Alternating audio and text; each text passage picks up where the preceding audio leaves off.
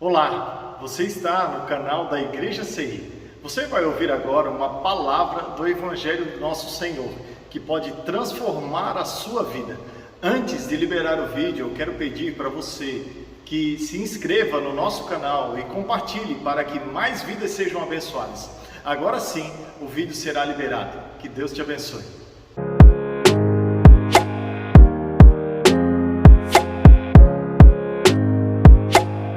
Bom para dar uma avivada, é ou não é? E vocês estamos celebrando, não estamos? Você sabia que Deus é um Deus de festa? Você sabia disso? Sabia, né? Que bom. Jesus morreu quando? Vamos lá, povo. Jesus morreu quando? Numa festa. É ou não é? O povo saiu do Egito para celebrar uma festa. Quando tinha colheita, tinha o quê? Festa. Quando ia entregar as primícias, tinha o quê? Festa. Tudo é motivo de festa. Porque Deus nos alegre, Deus é um Deus feliz, e essa alegria é uma parte do fruto do Espírito Santo de Deus que está dentro de mim, dentro de você. Por isso, sempre que eu e você falamos em Jesus Cristo, nós temos que mostrar a nossa arcada dentária, para mostrar o quanto Jesus alegra a nossa vida, o quanto nós somos alegres com Jesus. É ou não é verdade? Quando a gente vê um filme de comédia, a gente não ri? E o que é maior? É um filme de comédia ou Jesus Cristo? Quando você ouve uma piada engraçada, você não ri? E quem é melhor, quem é maior? É Jesus ou a piada engraçada? Então, quando nós estamos na presença de Jesus, irmão, pega a tristeza, coloca ela na frente, mete uma bicuda nela e vamos para a glória, irmão. É ou não é verdade? Não tem tristeza aqui dentro, acabou? Fica ali na porta, em nome de Jesus. Pastor, mas você não sabe o que eu passei durante o dia. Eu realmente não sei, mas eu sei o que você vai passar aqui à noite. Vai celebrar o nome de Jesus, e Ele vai trazer a sua memória quem Ele é, as promessas dEle sobre a sua vida, sobre a sua casa, e todos os planos de vida, planos de abundância, planos de esperança, planos de um futuro poderoso que Ele tem para você. É por isso que nós estamos alegres. A Bíblia diz, o Salmo 126, grandes coisas fez o Senhor por nós, e por isso nós estamos alegres, alegres. E nós vamos olhar assim e vamos dizer assim, ó, claro que sim, grandes coisas fez o Senhor por nós. Porque quando nós estávamos semeando e chorando, ninguém viu. Então agora todos vão ver a nossa alegria. E nós vamos cantar o hino da vitória. Eita! É isso aí, irmãos. É isso que Jesus quer proporcionar na nossa vida, que nós nos acostumemos com a alegria do Senhor na nossa vida, que nós nos acostumemos a viver de glória em glória. O que é glória, irmão? É aleluia, é viver uma vida aleluiado, é acordar e botar os capirotos para correr, é acordar e botar o inferno para estremecer, porque a Bíblia diz que muito maior é aquele que está conosco do que o que está no mundo. E quando nós nos alegramos, nós esboçamos a certeza. Porque quando você está em dúvida, como você fica? Quando você vai resolver uma situação na sua vida que você está em dúvida, você fica alegre? Não, você fica todo abatido, você fica todo acuado. Meu Deus, será que vai dar certo? Será que não vai dar certo? E o que é alegria? Senão a certeza do sim e o amém que eu e você temos da parte de Jesus Cristo. Então alegre o seu coração, esqueça o que ficou lá fora, o importante é o que vai acontecer aqui dentro, em nome de Jesus. Amém ou não amém? Eita, melhorou, viu? Glória a Deus, que bom. Hoje eu tô hoje, tô feliz hoje, tô muito feliz, muito feliz. E Deus é bom, irmão, Deus é bom, e o diabo perde sempre, sempre ele perde. Ele não desiste, mas ele perde. Ele sabe que ele já perdeu, ele sabe. Você já pensou, pense comigo aqui, conjecture comigo, você entrar numa luta sabendo que você vai ser o perdedor? É assim que funciona com o capiroto. O diabo é assim. Ele sabe que ele já perdeu, ele sabe que ele está condenado. E aí você pode perguntar para mim, mas por que ele ainda tenta?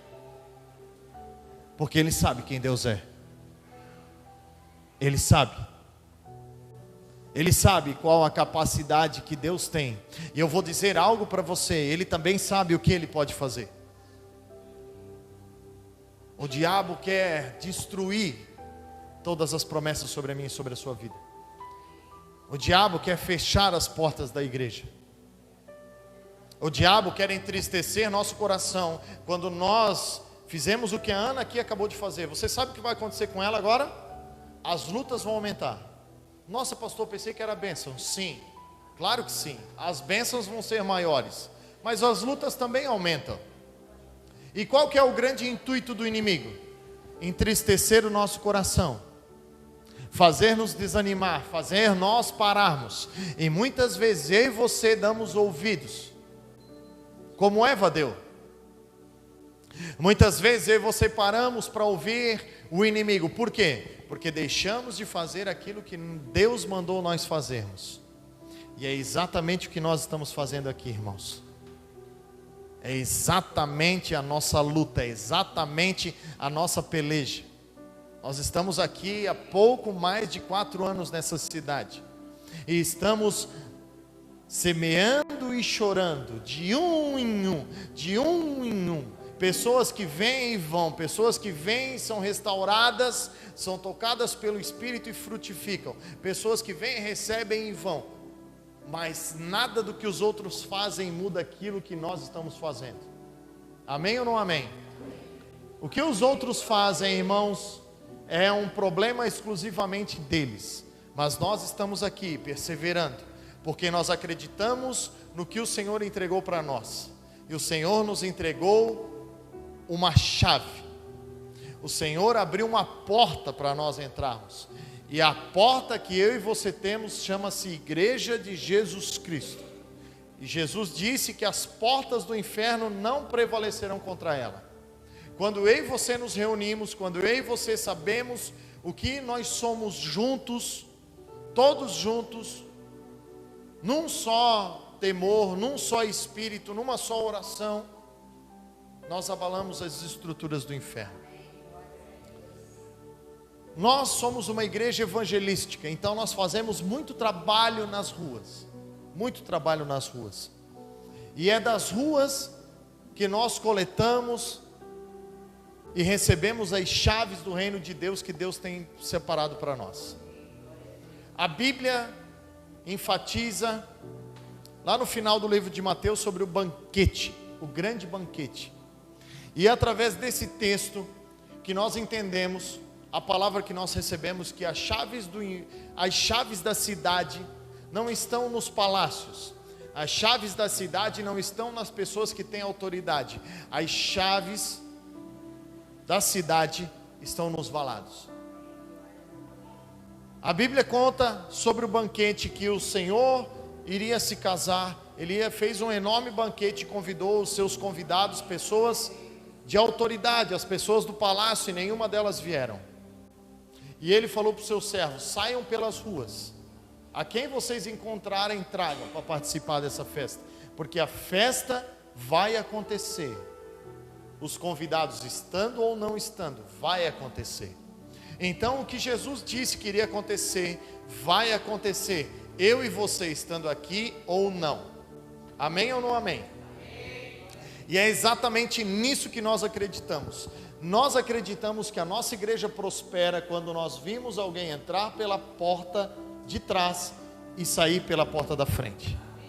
Nós acreditamos que ser igreja é ser uma igreja que acredita sempre no perdão e na próxima oportunidade de Deus para todos.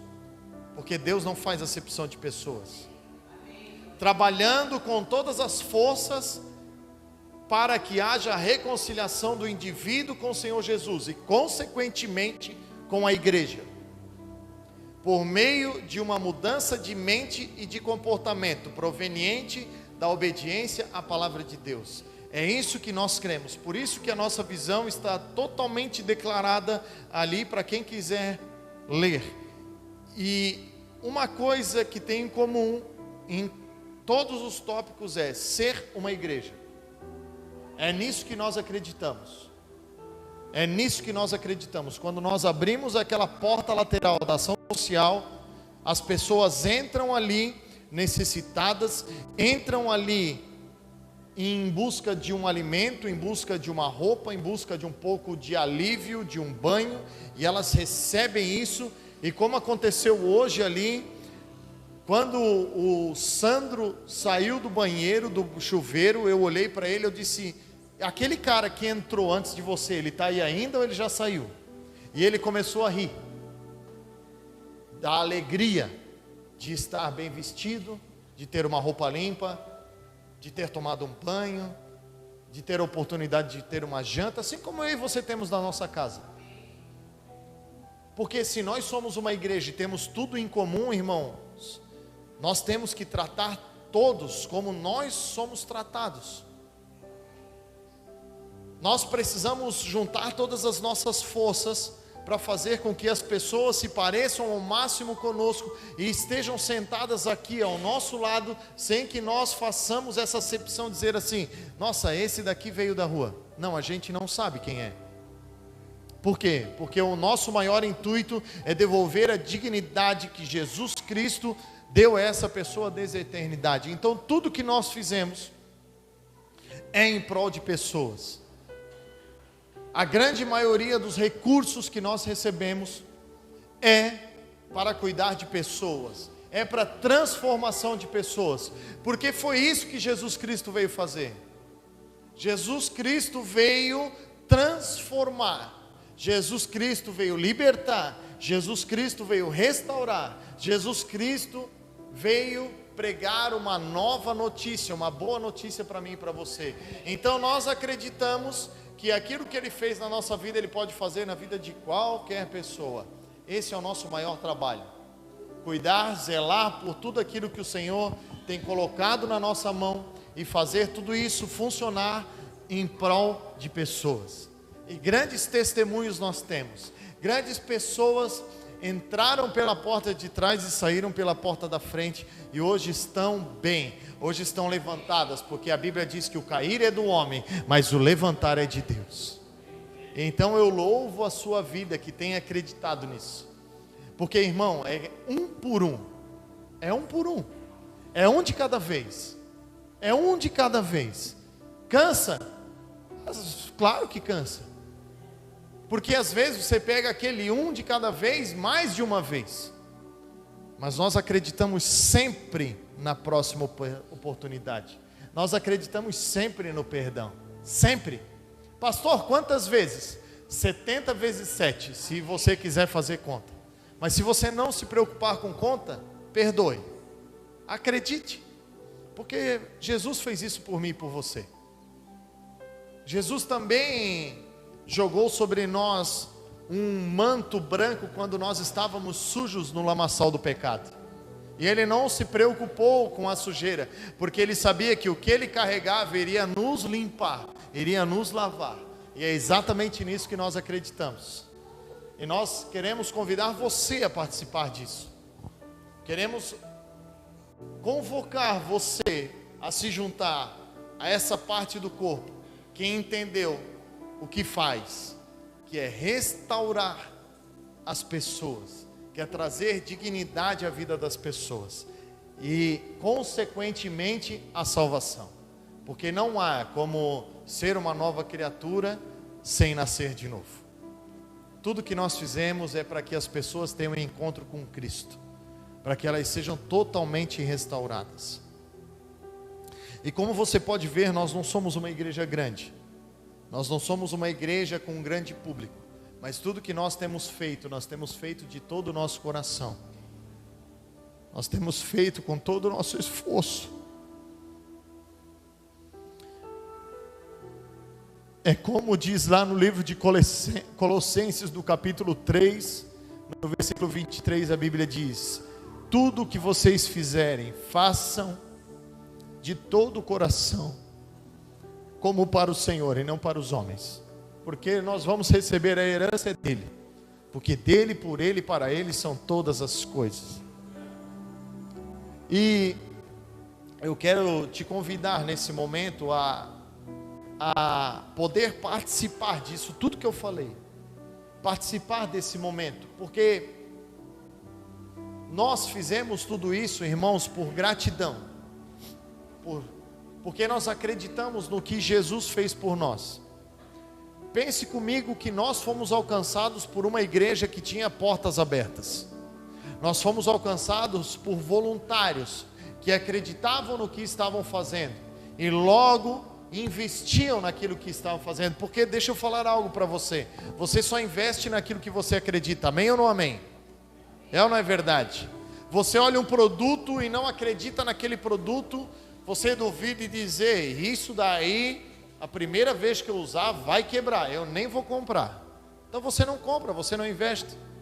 Mas quando você olha, quando você percebe que aquilo é bom, que aquilo é funcional, que aquilo é poderoso e vai trazer uma benfeitoria a você e vai te beneficiar, então você investe. Nós, como eu te falei, nós somos uma igreja limitada na mão de um Deus ilimitado. Os nossos recursos, eles são limitados, mas nós caminhamos debaixo daquele que é dono do ouro e da prata. Ainda que nós venhamos a nos preocupar muitas vezes com como vamos pagar o aluguel, como vamos investir, como vamos comprar, como vamos suprir um irmão, como vamos dar uma cesta básica, o Senhor sempre tem nos suprido e nos surpreendido. Vamos lá, irmãos, Mateus 5:13.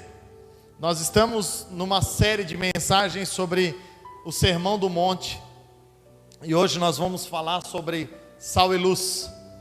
Eu vou tentar ser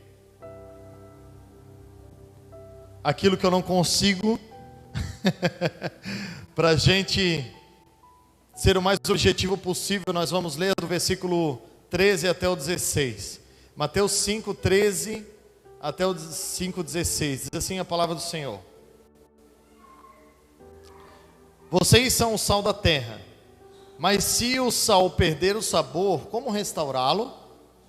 Não servirá para mais nada, exceto para ser jogado fora e pisado pelos homens. Vocês são luz do mundo. Não se pode esconder numa cidade construída sobre um monte.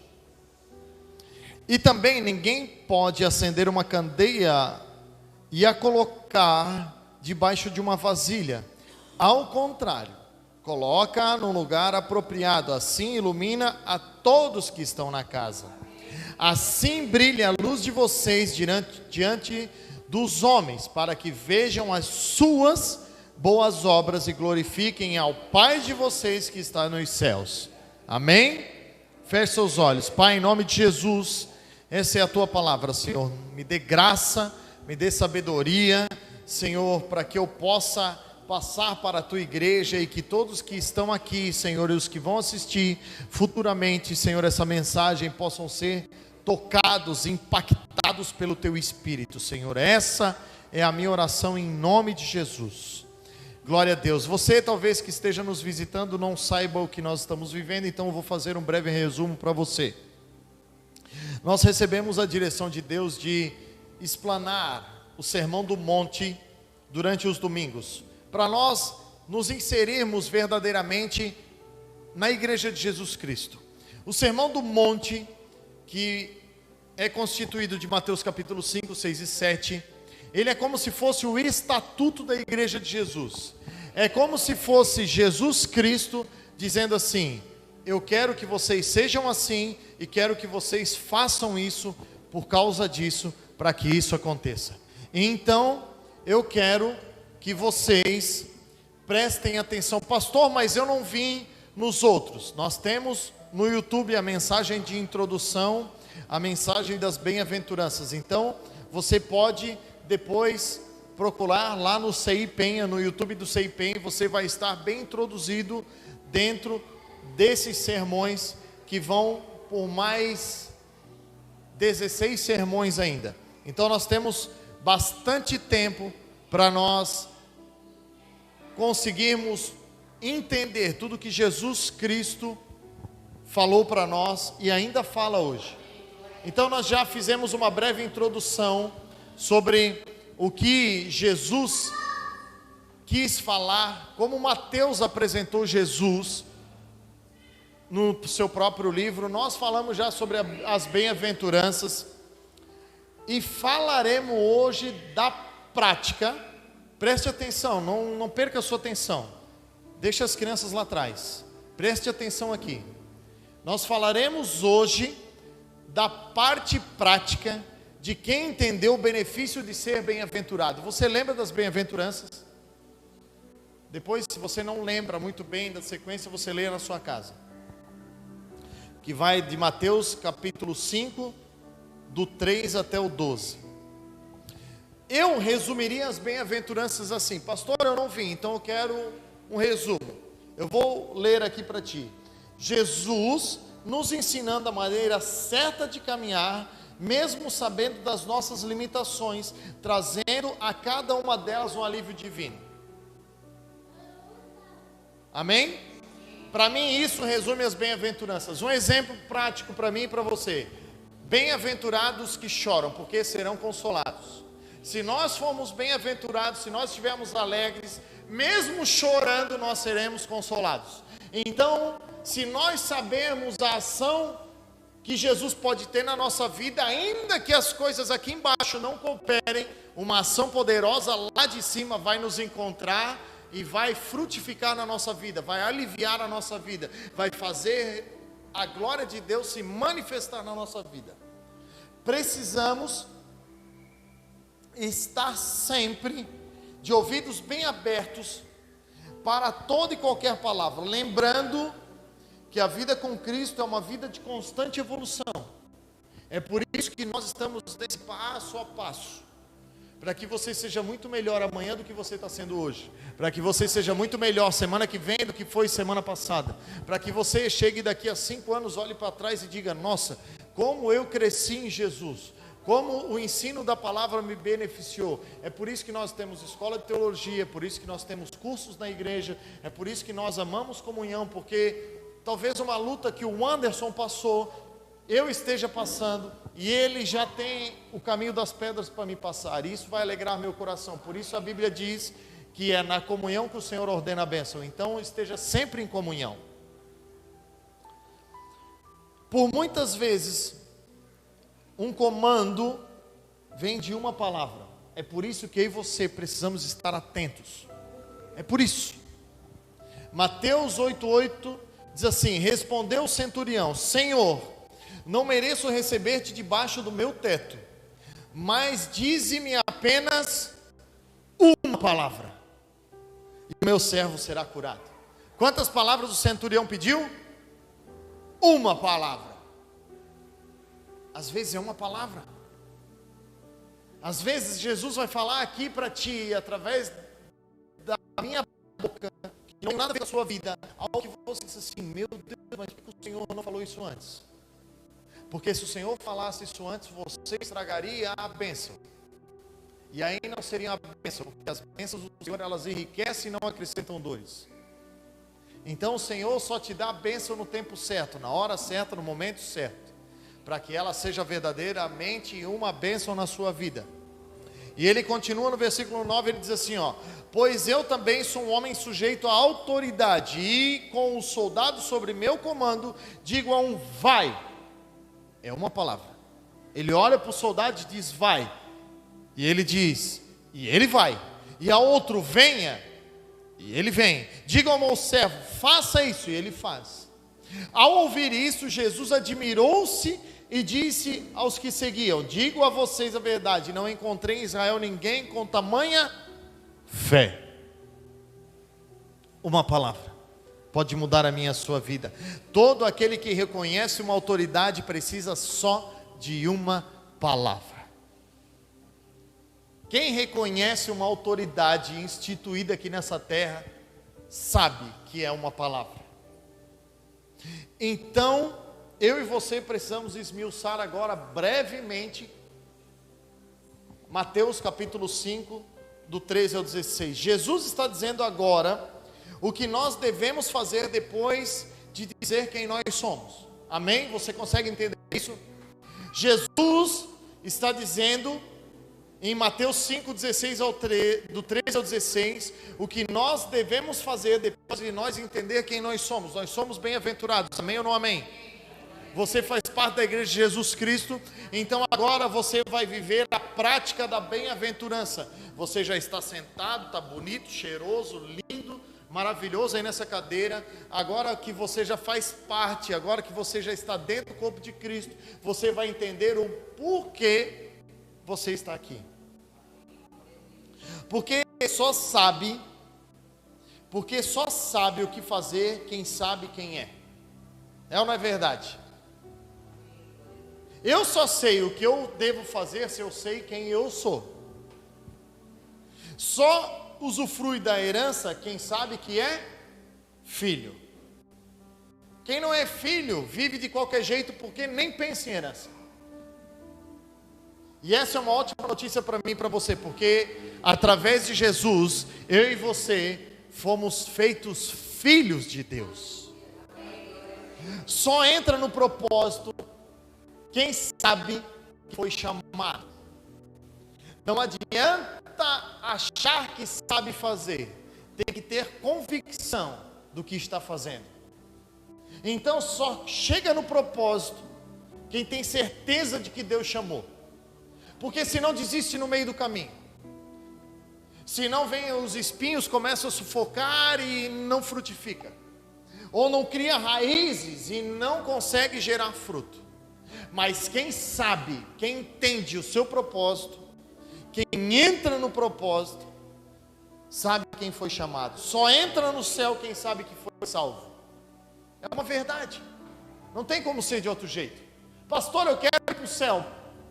Como? Por quê? Não, porque todo mundo na igreja fala que vai para o céu e eu também quero ir. Se fosse assim fácil, irmãos, era um culto na vida só. É ou não é verdade? Era só um culto. Senhor, eu te aceito como meu único e suficiente Salvador. Fui para casa, Netflix, pipoca, fantástico, e deu, acabou. Ué, mas não é uma vez salvo e salvo para sempre? Eu não sei quem inventou essa mentira. A Bíblia não diz isso. Pelo contrário, a Bíblia diz, inclusive no livro de Mateus, que pessoas achavam que eram salvas, estavam fazendo a obra de Deus, irmãos, porque disseram a Jesus: Senhor, em teu nome nós profetizamos, em teu nome nós expulsamos demônios. Jesus vira para elas e diz assim: apartem-se de mim, porque eu não vos conheço. Então cuide e tenha convicção da sua salvação, porque é impossível nós sermos salvos e não praticarmos as boas obras. É impossível nós nos autoproclamarmos bem-aventurados e não nos esforçarmos para ser sal e luz. Não tem como a gente ficar só com o começo do capítulo 5 de Mateus e jogar todo o resto do livro fora. Não. Deus falou do Gênesis a Apocalipse. Então tudo que está escrito nesse livro para nosso ensinamento foi escrito. É o que diz a palavra. Nesse texto Jesus diz que somos sal da terra e luz do mundo. A terra são as pessoas que precisam do quê? De uma semente. Você lembra da parábola do semeador? A terra, nesse texto, são as pessoas que precisam de uma semente. O mundo são as pessoas que precisam de luz, porque só sai das trevas, só sai do lugar escuro quem recebe a luz. Só consegue achar uma solução, só consegue achar uma saída quem é iluminado. Eu não sei você, mas um dia eu estava no meio desse breu, no meio dessa escuridão, e tudo que eu fazia era como alguém que estava cego. Era como alguém que não sabia para onde ir, era alguém que não sabia das promessas, era alguém que vivia apenas por aquele dia, que não almejava nada, que não pensava em ninguém. E eu achava que estava vivendo, mas na verdade eu estava morrendo. Estava em completa escuridão. Até que no dia alguém veio ao meu lado e acendeu uma pequena luz. E disse assim: tudo isso que você está passando, você não precisa mais passar. Aí eu fui forçado a ser tocado por essa luz. E então eu percebi que a minha vida precisava de uma grande organização. Porque eu e você vivendo no escuro, irmão, a gente bota coisa em qualquer lugar, a gente, na verdade, nem faz muito questão de limpeza, a gente levanta o tapete e vai e joga, né? Para baixo do tapete muita coisa, a gente esconde muita coisa. É ou não é verdade? A gente vai vivendo e vai cantando o Zeca Pagodinho. Deixa a vida me levar, a vida leva eu. E vamos para a galera. Igual dizia o seu boneco da escolinha do professor Raimundo. Nossa, pastor, escolinha do professor Raimundo. Quem lembra da escolinha do professor Raimundo, levanta a mão. Ô irmão, vamos lá. Mais de 30 anos aí, fácil, né? Lembra da escolinha do professor Raimundo, né? Lembra do seu boneco? E vamos para a galera. E vai para a galera. É ou não é? Mas essa não é a vida que Jesus tem para mim e para você. Jesus não foi pregado na cruz do Calvário, perdoou os nossos pecados, nos lavou e nos remiu para nós vivermos desse jeito. Não. Jesus não nos limpou para nós andarmos na sujeira. Jesus nos limpou para nós ajudarmos Ele a limpar a sujeira, a ser luz e a iluminar, a mostrar às pessoas aquilo que nós, ou melhor, ajudar a mostrar para as pessoas aquilo que elas precisam fazer. Porque muitas vezes nós queremos ser o Espírito Santo na vida das pessoas, mas não é assim que Jesus nos chamou para ser. Jesus nos chamou para ser sal e ser luz, não ser o Espírito. Então o que o seu irmãozinho que está em processo de conversão precisa fazer, é ele que precisa fazer. É ele que precisa abrir a sua boca e confessar aquilo que está dentro do seu coração. É ele que precisa arrumar a sua vida e deixar a vida do passado para trás. É ele que precisa fazer. E ele só vai fazer quando ser convencido pelo Espírito Santo de Deus que está dentro de você.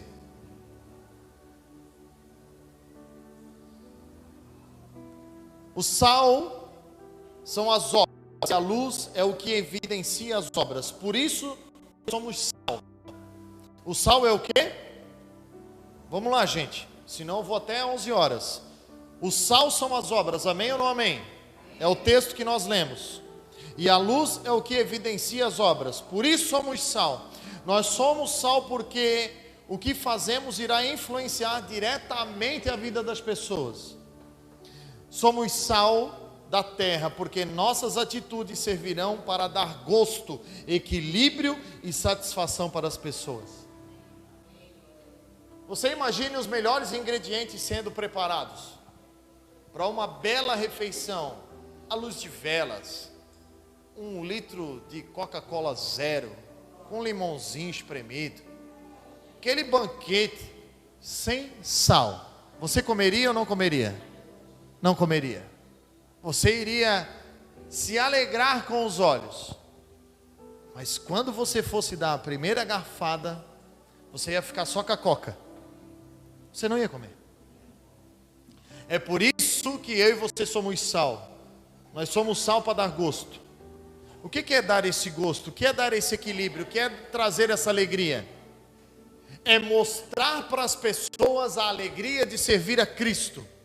É mostrar para as pessoas a alegria da salvação evidenciada na nossa vida. É por isso que quando nós começamos o culto, eu fiz questão de fazer você se alegrar.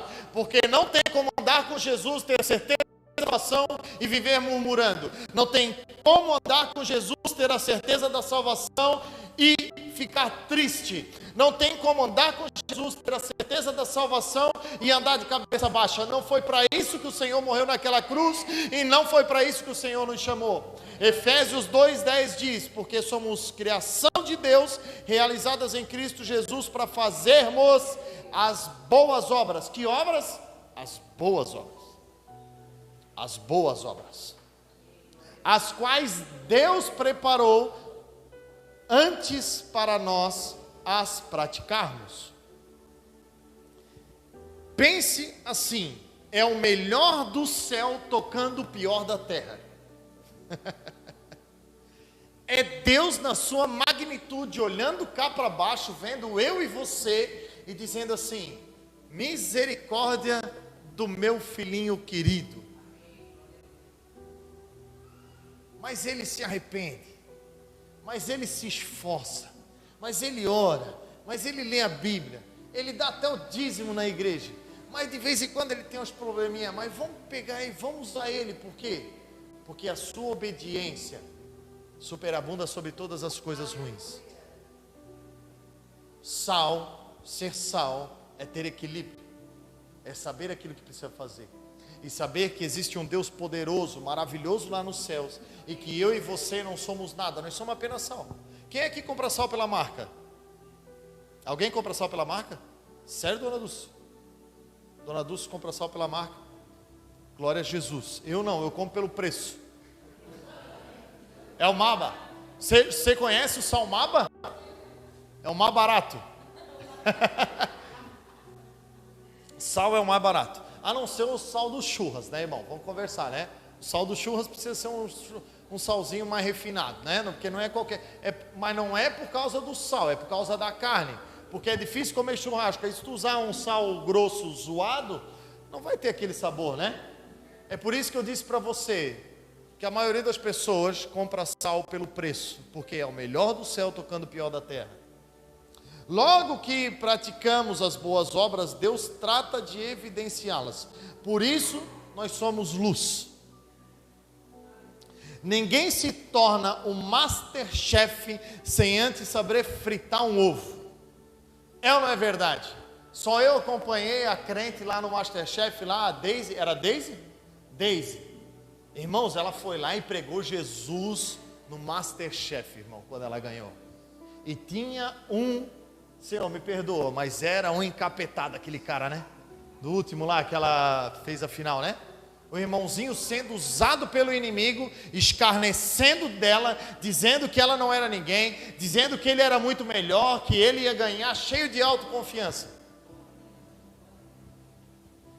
Mas naquele momento, o melhor do céu tocou o pior da terra. Naquele momento, os humilhados foram exaltados, porque ela era uma bem-aventurada e ela sabia disso. Ela sabia que é o poder dele se aperfeiçoando na nossa fraqueza. E Deus exaltou aquela mulher, mas você sabe que Deus exaltou ela não porque ela cozinhava bem, é porque Deus sabia que no final de tudo, ela pegaria aquele troféu e ela diria: glória a Deus. Isso é um ensinamento poderoso para mim e para você. Não tem nada a ver conosco, nada a ver conosco. Muitas vezes, talvez você vai receber uma ótima habilidade, um dom maravilhoso, uma facilidade poderosa de pregar o Evangelho e de tocar a vida das pessoas, mas saiba que o dom é do Senhor. Quem te chamou foi o Senhor. Você não tem luz própria. Eu e você somos um refletor da luz de Deus. É Ele que é a brilhante estrela da manhã. É Ele que o seu rosto brilha mais do que o sol. É Ele que nos ilumina. E no começo, temos as oportunidades de errar. É por isso que é bom aprender a fritar um ovo. Porque quando a gente fizer lá fala o nome de um prato chique aí, um bacalhau, caviar, olha aí, ó. Quando a gente for fazer um caviar, a gente vai saber fazer e não vai desperdiçar algo caro. Por quê? Porque a gente penou lá no baratinho, lá no ovo, 70 centavos, 80 centavos. Então a gente treinou no barato para saber usar o caro. A gente passou horas esquentando a nossa barriga lá no fogão para fazer um ovo de gema mole, gema dura, saber o tempo do cozimento para quando a gente pegar um ingrediente caro, porque essa hora vai chegar. Porque se nós formos fiéis no ovo, o Senhor vai nos colocar sobre o caviar. Amém ou não amém? Você não crê nisso, irmão? Em nome de Jesus. Isso é revelação do céu, irmão. Então seja fiel no ovo, seja fiel no pouco. E sobre o muito o Senhor vai nos colocar. Porque o Senhor não vai desperdiçar muito conosco.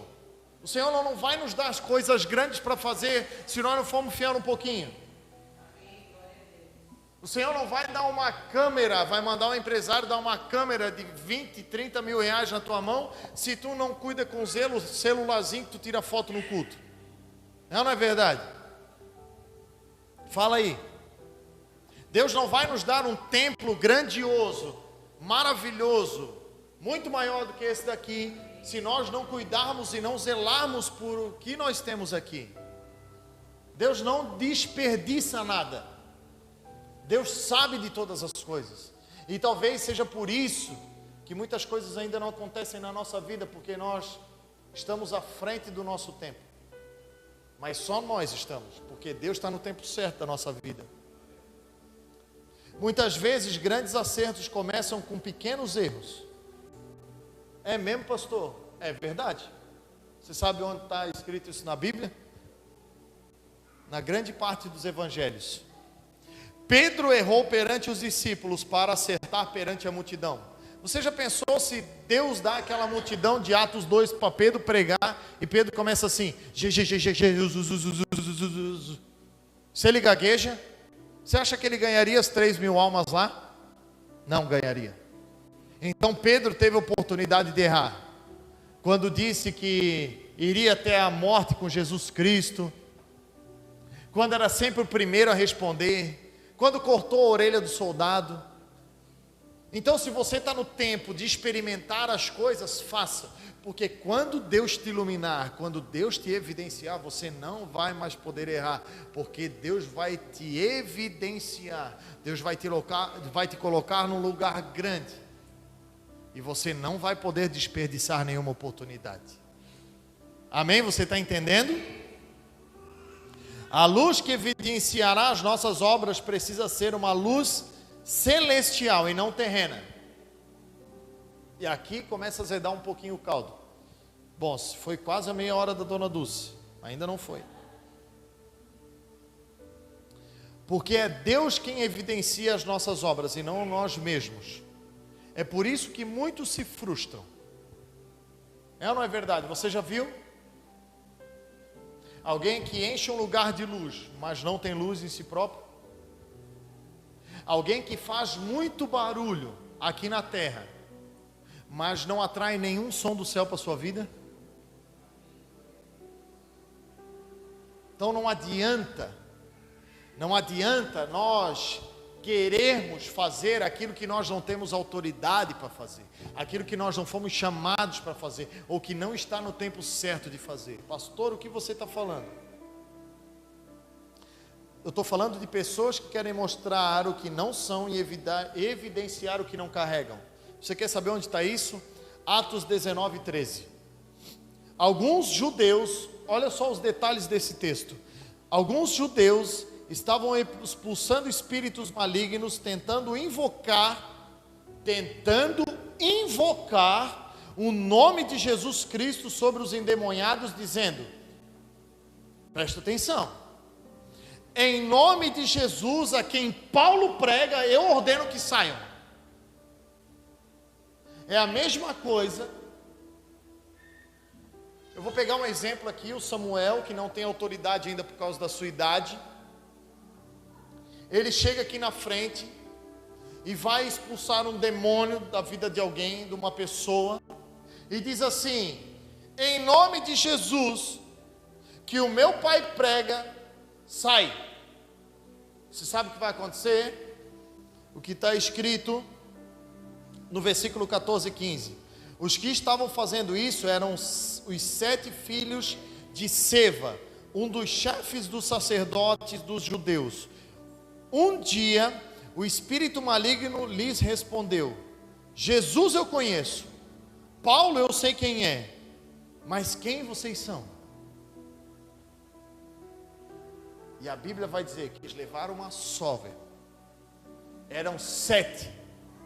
Apanharam de um endemoniado. Chegaram ao ponto de ter que sair correndo nus, de tanta vergonha que passaram. Porque queriam mostrar aquilo que não carregam. Queriam ter mais luz do que a luz que Deus ainda não havia nem piscado na vida deles. Por quê? Porque eram fariseus. Eram pessoas que não conheciam Jesus. Eram pessoas que ainda não tinham recebido autoridade. Então não entre em guerras para lutar, que você ainda não tem autoridade para lutar. Eu sei, eu já estou acabando. Quando o louvor sobe, dá 3 tipos de medo. Quando estivermos prontos, Deus vai nos colocar no lugar certo. Ainda que tudo na terra esteja contra nós, Deus irá respaldar nossas ações com poder e autoridade. E aqui está a cereja do bolo. O melhor sempre fica para o final, né? É ou não é verdade? Quando você olhar ao seu redor e você não ver nenhum benefício da terra ao seu favor, mas você ter convicção do que Deus colocou dentro de você, marche. Porque o sobrenatural de Deus vai ser o suficiente para você. Ser sal. Eu vou ler 2 textos aqui, nós vamos encerrar e você vai entender tudo o que nós falamos até agora. Ser sal, 1 Samuel 17:37. O Senhor que me livrou das garras do leão e das garras do urso, me livrará das mãos desse filisteu. Diante disso, Saul disse a Davi: vá, e que o Senhor esteja com você. Ninguém acreditava em Davi na frente de Saul, porque era o menor lutando contra o maior. Era um menino, baixinho, ruivinho, bonitinho, todo queridinho, lutando com um homem de praticamente 3 metros de altura, que estava colocando medo nos maiores guerreiros que Israel tinha. Durante 40 dias, Golias afrontou o exército de Israel. E quando Davi chegou lá, Davi disse: quem é esse incircunciso? O que Davi estava dizendo? Quem é esse cara que está falando do que Deus estabeleceu na terra sem ter uma aliança com Deus? Você lembra que no Antigo Testamento a circuncisão era uma aliança? Davi foi logo na veia. Davi estava dizendo assim, ó: quem que é esse cara sem aliança está falando do que Deus instituiu na terra? Davi sabia o que ele carregava, porque ele já tinha vencido um urso, já tinha vencido um leão, e ninguém tinha olhado. Davi soube aproveitar a hora de fritar o ovo. Ele foi experimentado lá onde não tinha ninguém olhando. E aquilo que ele venceu, quando não tinha ninguém olhando, o capacitou e lhe deu fé, e lhe deu sabedoria para ser evidenciado na frente de muitas pessoas. Mas Davi não foi para essa batalha por sua causa. Davi não foi para essa batalha querendo ser o sal e luz do dia e mostrar para todo mundo quem ele era, não. A Bíblia diz que ele foi lá no nome do Senhor dos Exércitos. E esse é um ensinamento poderoso para mim e para você. Para eu e você sermos sal e luz, nós podemos ser no nome do Senhor dos Exércitos.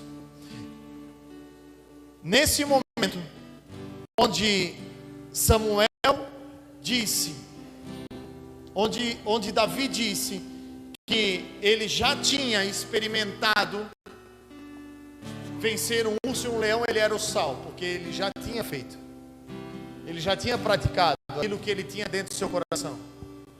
E aí chegou o momento da luz na vida de Davi, que está lá no versículo 46, que diz assim, ó: hoje mesmo o Senhor o entregará nas minhas mãos, e eu o matarei e cortarei a sua cabeça. Hoje mesmo darei os seus cadáveres do seu exército filisteu às aves do céu e aos animais da terra, e toda a terra saberá que há Deus em Israel. Davi não fez aquilo ali porque um dia Samuel tinha ido lá na casa dele e derramado óleo. Não, ele fez aquilo ali porque ele tinha a convicção do Deus que ele servia. Faça as coisas não pela sua capacidade, não pela sua aparição, mas faça as coisas por aquilo que Deus colocou dentro do seu coração. E você vai ser sal e você vai ser luz. E as suas obras vão ser evidenciadas perante os homens, para que eles saibam que existe um Deus aqui na cidade de Penha, que habita na sua vida e que transformou a sua vida e que pode transformar a vida de todas as pessoas que se submeterem a Ele. Seja sal e seja luz. E hoje é um dia de trazer isso à memória. Não é um culto de ceia à toa. Não é um culto de ceia que nós estamos falando exatamente dessa mensagem só porque ela faz parte de uma série de sermões e ficou bonitinha, se encaixou aqui. Não, foi Deus que preparou isso daqui para fazer você relembrar coisas que você já viveu e de coisas que você ainda vai viver. Você lembra o que você cantou no começo do culto? Que o Senhor não muda, que as promessas são uma verdade. É exatamente isso que o Senhor trouxe você aqui essa noite, para te relembrar quem você é. O pior dessa terra, mas totalmente acessível ao melhor do céu, Jesus Cristo, tocando a sua vida, fazendo você brilhar, fazendo as suas obras serem evidenciadas. Se você crê nessa palavra, por favor, se coloque de pé, em nome de Jesus.